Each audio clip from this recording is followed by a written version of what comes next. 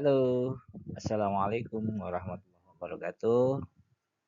Apa kabar teman-teman semuanya? Semoga teman-teman dalam keadaan baik.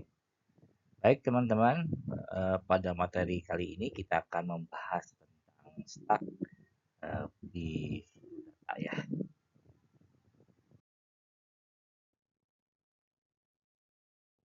Baik teman-teman, sebelum kita mulai dengan definisi dasar apa itu stuck. Jadi kita juga bisa membayangkan itu modelnya seperti tumpukan buku ya. Terus juga dalam satu bukan piring atau mungkin bukan notifikasi di handphone kita. Nah, secara singkatnya adalah stuck itu modelnya kayak kumpulan objek yang bisa diaksesnya di satu sisi, yaitu bagian atasnya. Contohnya misalkan gini, saya punya buku, atau saya punya tumpukan gitu ya. Nah, ini bisa buku satu, buku dua, buku tiga, buku empat. Ya. Nah, stack ini adalah kumpulan objeknya. Ini baik baik bisa angka, bisa dan sebagainya. Bisa 1, 2, 3, 4, 5. Nah, dia hanya bisa diaksesnya itu yang bagian atasnya saja ya. Bagian atasnya saja. Jadi kalau kita ingin menambah atau misalkan menghapus, kita nggak bisa ambil dari tengah atau dari bawah. Nah, di sini adalah kenapa stack itu merupakan kumpulan objek.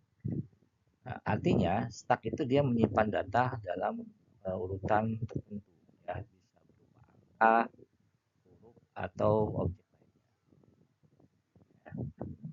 Terus di sini yang dapat dilakukan penyisipan ini menjelaskan dua operasi. Pertama adalah bisa menyisipkan elemen ke atas stack. Jadi kita bisa menambahkan ke atas stack atau bisa menghapus elemen paling atas. Atau misalnya kita hapus elemen.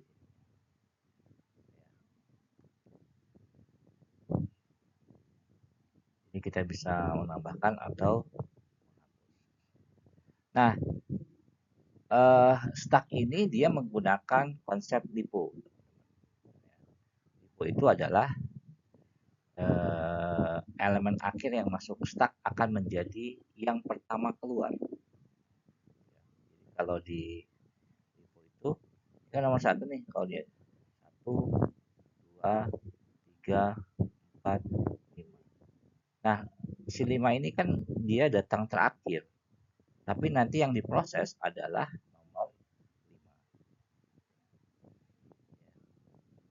Jadi tadi yang sudah saya sebutkan bahwa kalau misalkan kita punya buku di meja, nah buku terakhir yang kita letakkan adalah buku yang paling atas kan.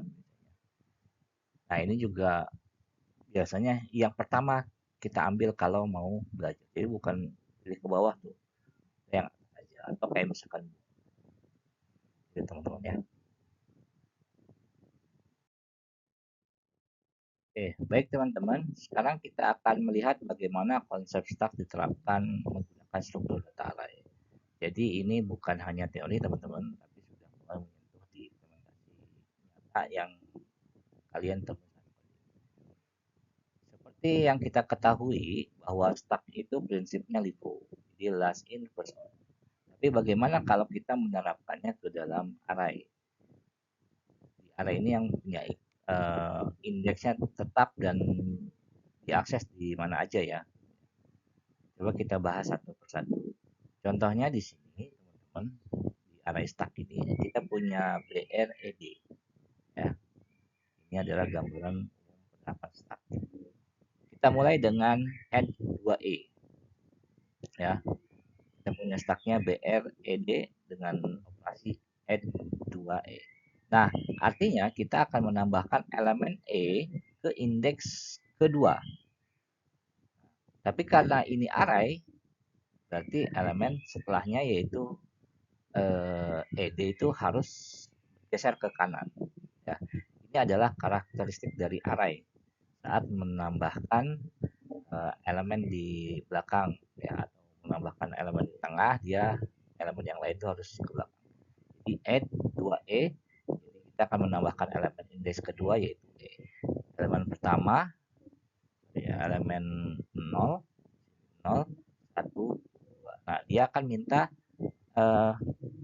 indeks kedua itu adalah E, maka 1, 2, 0, 1, 2. Nah, jadi elemen kedua, indeks kedua itu elemen. Nah, karena sudah ditambahkan elemen E, maka untuk berikutnya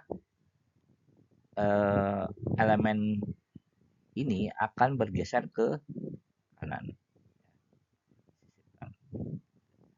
Selanjutnya, berarti kita punya elemen dari indeks array BR, EED. Nah, ada operasi berikutnya yaitu adalah add 5R. Artinya, menambahkan elemen indeks kelima yaitu kita hitung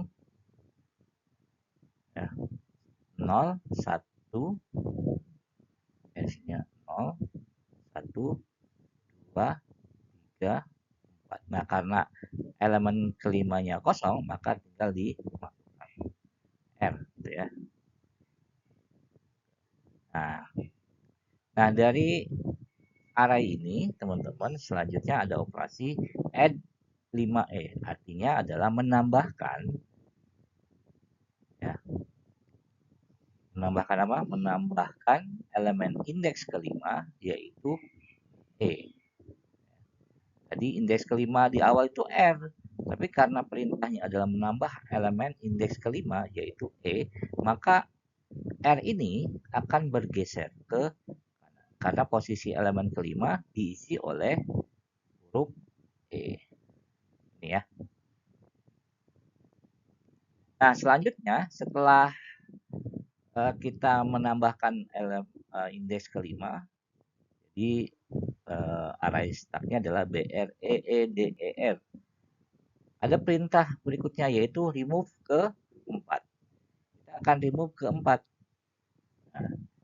Nah, 0, 1, 2, 3, 4. Ini akan kita hapus. Jika dihapus, maka indeks ke-5 ini akan mengisi pada posisi ke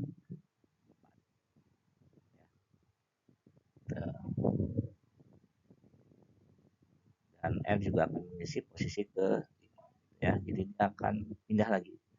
Terus berikutnya remove 4.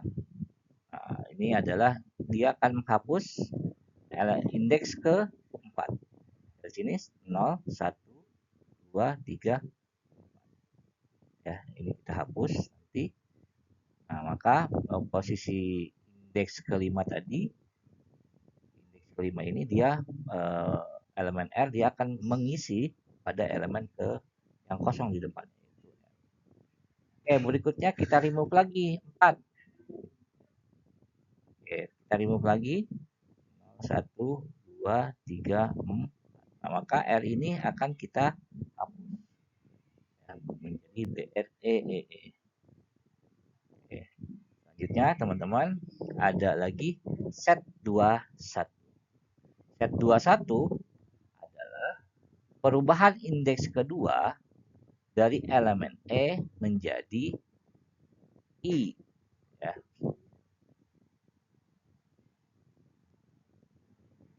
Ya. Jadi artinya kita mengganti isi elemen indeks kedua dari E menjadi I. Nah, ini nggak akan mempengaruhi elemen lain karena kita hanya mengubah isi tanpa menambah atau ya, jadi dari BRE ini jadi kita akan merubah indeks kedua 1, 2, kita akan rubah menjadi I yang tadinya E menjadi I dan seterusnya.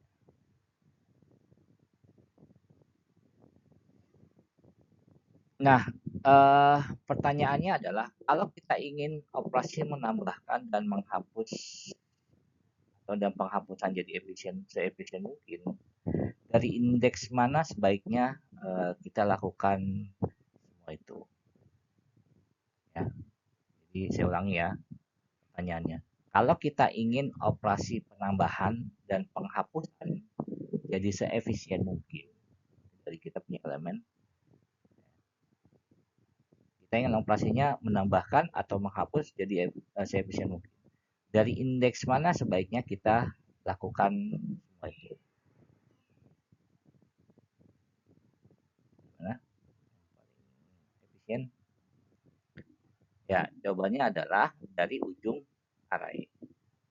Nah, di bagian dari bagian akhir ya, karena nggak perlu geser-geser. Nggak perlu geser. Kalau misalnya kita hapus ini, dia akan geser. Tapi kalau kita hapus elemen D, akhir, kita nggak perlu geser elemen lain. Itulah kenapa stack biasanya diterapkan di ujung array agar operasinya efisien.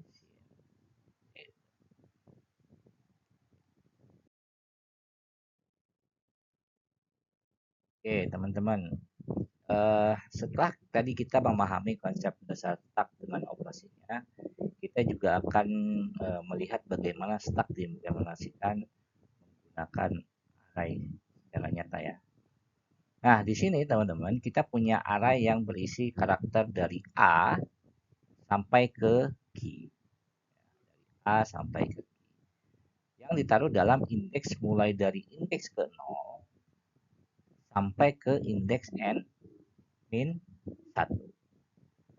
Nah, nilai T di sini menunjukkan batas akhir data ya. Jadi T itu adalah menunjukkan batas akhir data. Data siapa? Datanya si stack. Artinya elemen tadi sampai indeks ke T ya, adalah data aktif dalam. Apa itu T dan N1? Nah, perhatikan T di sini. Dia menunjukkan top of stack ya. Jadi paling atas di stack, yaitu posisi elemen terakhir yang masuk. Sementara kalau N-1 adalah batas kapasitas maksimum array, yaitu indeks terakhir, misalkan 30, 100, 1000. Jadi susunan bukunya ya sampai batas akhirnya, sampai volumenya berapa. Oke, kita bisa lihat di sini. Ketika kita melakukan operasi push, elemen baru itu akan dimasukkan ke dalam indeks setelah T. Ya. Jadi elemen indeksnya akan masuk ke dalam sini, push. Misalkan hurufnya Z. Jadi T kita akan bertambah.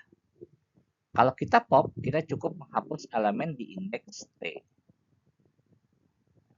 Sini ya, nanti T-nya akan bergeser di sini kan. Kita akan pop, berarti akan kita hapus di elemen T. Nanti T-nya akan pindah. Gampang ya teman-teman. Nah, saya punya pertanyaan, misalkan kalau nilai T-nya 7, artinya ada berapa elemen dalam stack? Kalau misalkan saya punya T-nya 7, T-nya sama dengan 7. Berapa elemen di dalam stack? Ya, jawabannya adalah 8 elemen. Kenapa 8 elemen? Karena elemen itu dimulai dari 0. Jadi kalau misalnya di sini 1, 2, 3, 4, 5, 6. Nah, ini adalah T-nya misalkan. Maka kita punya 8 elemen. 1, 2, 3, 4, 5, 6, 7, 8. Ya. Nah, apa yang terjadi kalau kita terus melakukan push hingga T-1? Apa yang terjadi kalau misalkan kita push T-nya hingga N-1? Jawabannya adalah stacknya akan penuh. Kenapa? Kita tidak bisa menambahkan elemen lagi tanpa membesar kapasitas array. Ya. Jadi kalau misalkan T-nya kita tambahkan Z, N, misalkan W, W, H gitu ya. Nah, T-nya sudah penuh nih, N-1-nya sudah selesai. Ini kalau kita tidak tambahkan eh, kapasitas kapasitas array, maka datanya akan ditimpa. Yang H ini ditimpa lagi, yang H ini ya. Jadi array itu kan dia punya ukuran tetap ya. Nah, stack berbasis array bisa mengalami overflow kalau tidak dijaga kapasitasnya. Ini yang membedakan teman-teman dengan stack berbasis linked. Nah, kalau linked list itu lebih efisien, lebih fleksibel, dan juga lebih.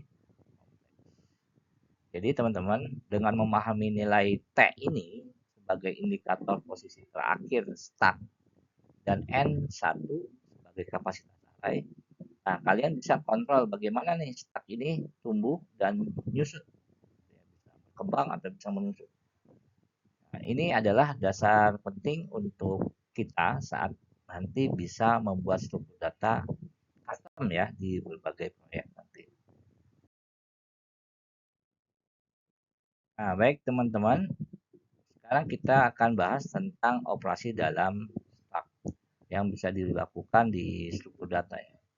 Nah, kalian pasti sering dengar istilah push dan pop ya di stack. Nah, stack itu nggak berhenti dari push dan pop aja. Ada juga operasi tambahan yang mendukung akses data tanpa harus mengubah isi stacknya. Ya. Yang pertama, kita punya push. Operasi ini digunakan untuk menambahkan elemen ke bagian paling atas. Misalnya kalau stacknya kita kosong, ya kita push X, maka elemen X akan menjadi posisi paling kita punya stack kosong. Nah, terus kita push X, maka X itu akan menjadi elemen paling atas. Nah, kebalikannya teman-teman dari pop, yaitu untuk menghapus dan mengembalikan elemen paling atas dari stack. Jadi kalau kita pop setelah push X, ini setelah X, ini tadinya kosong, terus kita push X, terus kita pop sekarang. Maka elemen X akan diambil dan dihapus dari, nah ini diambil lalu dihapus dari sini. Jadi, nah catatannya adalah gimana kalau misalkan kita punya array kosong ya, terus kita pop saat stack kosong, jadi nggak kita push, kita pop nih. Jawabannya gimana? Jadi stack kosong ini kita pop, hasilnya adalah nol atau error ya. Ini tergantung implementasinya ya. Jadi kalau misalnya stacknya kosong dia pop, maka jawabannya biasa nol atau error. Nah teman-teman, selain kedua perintah tadi, stack juga punya beberapa metode pendukung yang tidak mengubah isi stacknya, jadi hanya melihat atau memeriksa saja. Pertama adalah top. Nah, top ini digunakan untuk melihat elemen paling atas. Jadi kalau saya punya stack A, B, C. Nah, jadi kalau top ini digunakan untuk melihat elemen paling atas tanpa menghapusnya. Jadi cocok nih ketika kita hanya ingin tahu isi dari terakhir stack tanpa mengganggu. Nah, pop, maka dia akan melihat top ya, dia akan melihat menghasilkan elemen C. Nah, kalau size ini digunakan untuk menghitung berapa banyak elemen yang ada di dalam stack. Nah, di sini berarti 0, 1, 2. Ada berapa elemen? Ada 3 elemen. Berikutnya ada is empty. Nah, is empty ini, metode ini biasanya digunakan untuk mengecek apakah stuck ini dalam keadaan kosong atau isi. Jawabannya adalah dia akan memberikan jawaban dengan boolean ya, true or false. Jadi pertanyaannya, apakah ini kosong stucknya? Berarti kalau skala sudah isi, berarti jawabannya adalah false. Kalau false berarti ada isi. True itu kosong, ya. True itu apakah is empty? True berarti kosong, tidak ada isinya. Kalau false berarti ada isinya. Nah, balik lagi, coba kita bayangkan, misalkan kalian punya tumpukan kertas ujian, ya. Terus saat kalian taruh lembaran baru di atas itu adalah push. Saat kalian ambil lembaran teratas untuk diperiksa, ya, itu adalah pop. Nah, kalau kalian cuma intip nih nama di lembar teratas tuh siapa sih gitu ya. Jadi nggak perlu ngubah apa-apa itu. Itu namanya pop. Terus berikutnya kalau misalkan kita hitung ada berapa lembar di sana, itu namanya size. Dan kalau semua kertas sudah diperiksa, itu kan diperiksa, pertanyaannya adalah is empty. Karena tadi tumpukan kertas jadi sudah diperiksa, jadi kosong kan. Nah, is empty ini nilainya akan menjadi true karena tumpukannya sudah tidak ada. Nah, pertanyaannya kalau stuck kalian kosong, lalu kalian panggil pop, apa yang terjadi?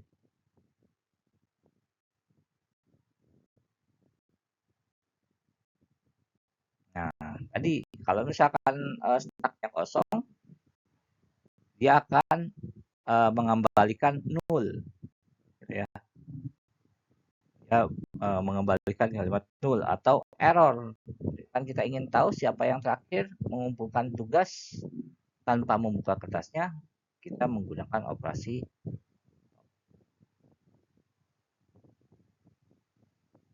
Nah, teman-teman, operasi-operasi ini di stack itu ya, ini banyak di sistem dipakai. Misalkan undo, redo gitu ya. Terus browser history itu banyak. History. Nah, terus ada rekursi di program juga pakainya stack. Nah, teman-teman, sekarang kita sampai pada bagian yang sangat menarik, yaitu penerapan nyata dari berbagai operasi dalam. Di slide ini, kita bisa melihat bagaimana perintah stack dijalankan dan bagaimana hasilnya agar kita bisa lacak ya, baik melalui tabel maupun di diagram visual. Nah, ini ada tabelnya sebelah kanan, ada metodenya, nanti push, size, pop, empty, dan pop, dan dan sebagainya ya. Terus value-nya juga nanti ada, value-nya berapa saja, tag-nya, untuk kontennya atau elemennya ada berapa saja nanti hasilnya. Oke, kita mulai dari atas teman-teman. Pertama adalah kita jalankan, ini ada stack kosong. Ya, ada stack kosong. Kita akan jalankan di area stacknya. Yang pertama adalah push 10. Nah, di push 10 ini nanti akan ada elemen 10. Selanjutnya dari push 10 ini kita lanjut ke push 6.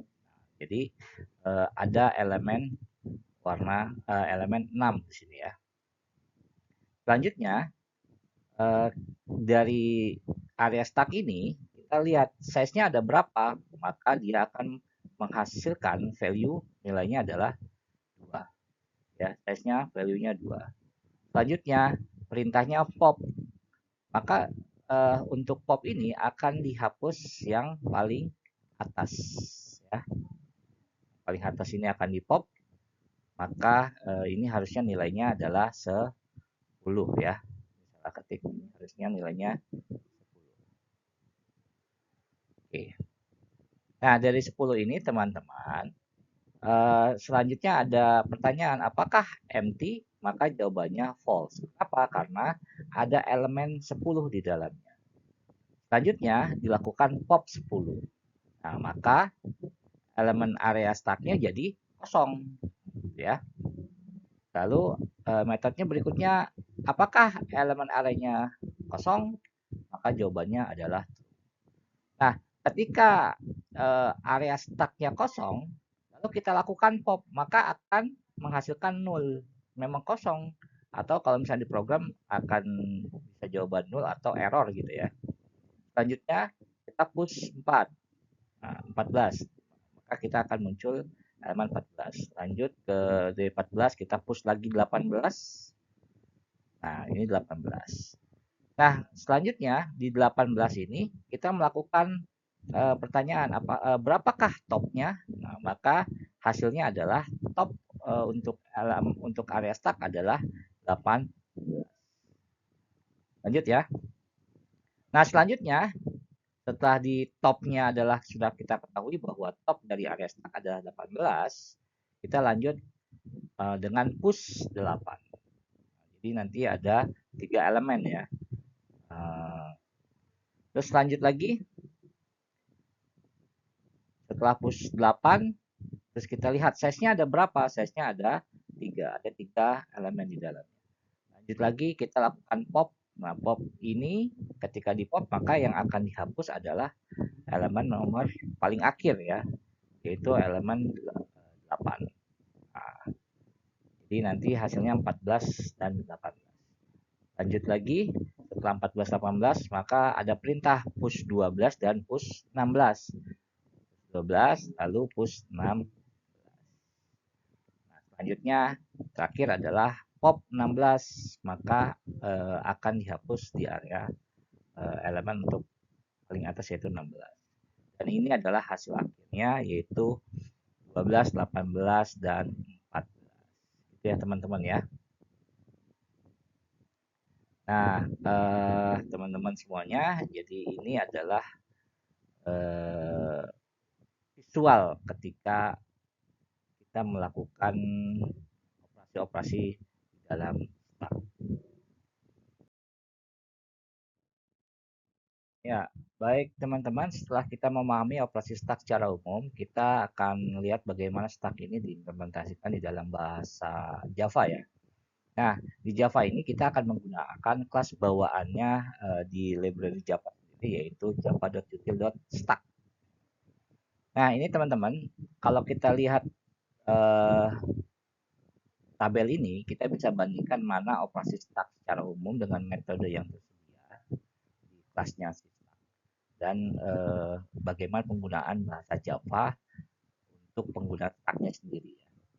Nah, misalkan di baris pertama itu ada size no. Ini size, no itu size. Berarti di kelas Java sendiri atau di Java dia menggunakan sama perintahnya itu size. Di sini adalah mengembalikan jumlah elemen yang ada dalam stack. Ya. Jadi misalnya kalau kita push 3 elemen, maka size-nya akan mengembalikan ke angka 3 gitu. Terus yang kedua ada is empty. Nah, di Java sendiri menggunakan empty. Ya, kalau di operasional itu is empty, tapi di Java menggunakan empty. Nah, maksudnya adalah dia akan mengembalikan true jika stacknya kosong dan false kalau masih ada isinya. Ya, jadi kalau tadi true kalau stacknya memang benar-benar sudah kosong. Tapi kalau false, dia balikin kalimat false kalau masih ada isinya. Nah, ini penting teman-teman kalau misalkan kita untuk menghindari error ketika misalkan stacknya kosong kita pop atau kita pick gitu ya. Itu kan jadi error ya. Terus berikutnya ada push. Nah, di Java juga sama push. Push itu kita akan menambahkan elemen atau memasukkan elemen ke atas stack ya. Terus berikutnya ada pop. Pop itu untuk menghapus ya. Jadi di Java juga menggunakan pop. Terus berikutnya juga ada top. Kalau di Java menggunakan pick. Ini adalah mengembalikan elemen paling atas tanpa menghapusnya. Nah, kalau teman-teman kalau di Java sendiri, misalkan kita menggunakan push ya, perintah di Java, coba misalkan saya bikinnya seperti ini, stack ya, stack. Nah, ini kita bisa integer, integer, terus stack sama dengan misalkan new stack ya, stack kita misalkan ini. Nah, untuk push sendiri dia pakainya push, jadi kita ketik aja misalkan stack dot push. Nah, pushnya mau berapa? Push push ya, push ya, push 10 misalkan. Nah, ini adalah penggunaan. Kalau pop gimana? Kalau pop ini kan menghapus ya. Kalau pop biasanya begini aja, tinggal bisa intop sama dengan stack dot pop ya. Jadi nanti ketika ada stack kan, jadi angka yang paling atas itu yang akan diambil, disimpan di variabel top, lalu dihapus stacknya, gitu, teman-teman ya. Oke, nah teman-teman, kali ini kita masuk ke coba diimplementasinya ya, yaitu bagaimana kita bisa membuat stack berbasis array yang cepat atau biasa kita sebut dengan fast array stack. Nah, kuncinya ada pada ada satu fungsi penting yang digunakan di dalam Java, yaitu namanya sistem array copy. Nah, apa itu sistem array copy? Sederhananya gini teman-teman. Sistem array copy itu digunakan untuk menyalin data antar array dengan cepat. Ini biasanya lebih optimal kalau misalkan kita melakukan salin atau copy menggunakan manual, yaitu looping ya, atau loop. Ya, kalau misalkan kita pernah pakai for, misalkan ya, saya pernah pakai for untuk copy. Ya, ini kan kalau for i misalkan plus plus, ini kan copy satu elemen-elemen ya, elemen satu, sistem satu. Nah, kita bisa pakai sistem array copy ini untuk copy secara langsung gitu ya. Jadi nggak satu-satu. Ini cara ngebut sebetulnya. Nah, misalkan begini. Kita punya namanya sistem array copy A0B0N. Nah, ketika stack kita penuh, teman-teman, terus kita pengen perbesar nih ukurannya, maka kita buat array baru yang lebih besar ya. Dan array copy ini di copy datanya dari array A ke array B. Itu kan? Jadi ini array A nih. Nanti array A ini akan kita copy menjadi array B. Tapi karena stacknya sudah penuh nih, tumpukannya udah penuh, kita mau tambahkan lagi, maka kita bikin A sama dengan B. Jadi array A0 B0 N ini nanti di copy menjadi B. Gitu ya. Nah, berikutnya sistem array copy A, I, A, I plus 1, N min 1. Kalau misal kita mau menyisipkan data di posisi I, teman-teman, ya, ini ya, maka semua elemen di indeks I, jadi perlu kita geser satu langkah ke kanan. Ya, misalkan A, B, C, dan seterusnya gitu ya. Maka kita mau sisip, ini perlu geser ke kanan. Kita geser ke kanan ya. Jadi itulah kenapa kita salin dari A ke I, gitu ya, terus ke A, I plus 1.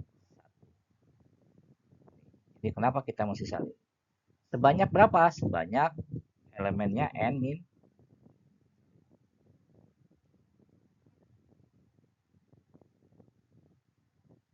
banyak elemen N min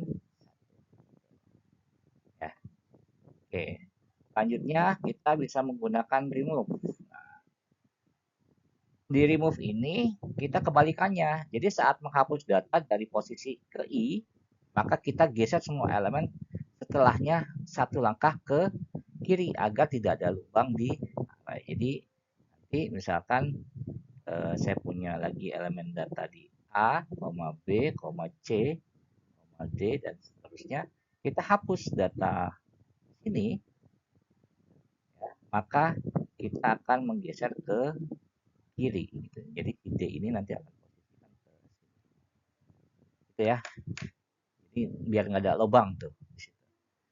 Analoginya begini, kalau misalkan kita punya rak buku, terus kita mau selipkan buku baru di tengah.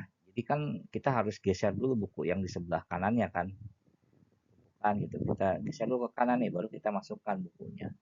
Jadi kalau ada, biar ada ruang. Nah, kalau misalnya kita mau cabut bukunya, berarti kita geser ke kiri. Jadi biar rapi.